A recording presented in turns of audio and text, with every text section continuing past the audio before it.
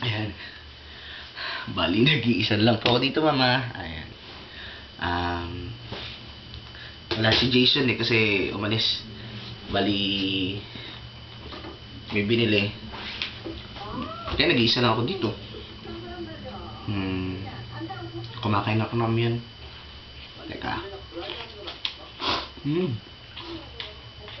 Kain ka? Anyway, nasasabi ko lang po kay Sharon, ate ko yan. Ate ko noon. Sabi niya, hindi, pero hindi.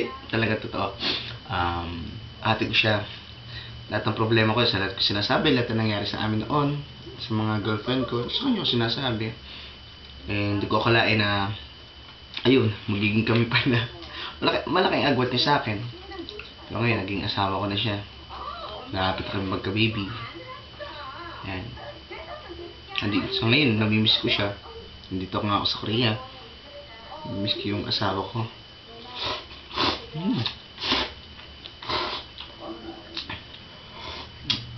Ito lang ginagawa namin dito. Kumakain. Pag wala, ayan. Bali mama ko. Bait. Maganda. Makulit. Masarap kasama. Pati hindi kayo iniiwan sa yun. Iiwan niya sa ere. Sabi ko sa mama ko, sa huling sandali ng huli namin pagsasama, marami po naging kami problema. Pero alam mo yun na, kahit sa huli, pinaglaban pa rin niya ako. Kaya lalo pa ako napamahal sa kanya kasi nung una, wala naman talaga, wala kaming intention na maging kami, hindi ko siya niligawan.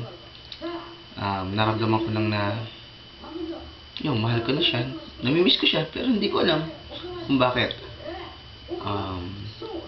Siguro ewan, ganun pala talaga pag mahal mo, naramdaman mo na lang.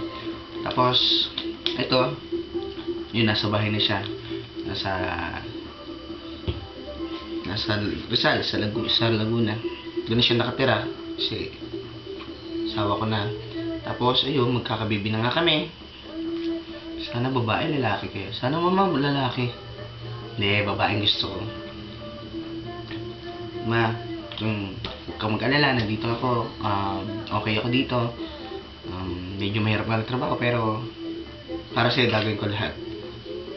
Mahal na mahal kita. Kahit ano, gagawin ko para sa'yo. Diba? Kaya nga nandito ako eh, diba? Dami nagsasabing, baka hindi rin ako nagsiseryoso sa'yo noon. Kaya ngayon, napapatunayan ko na.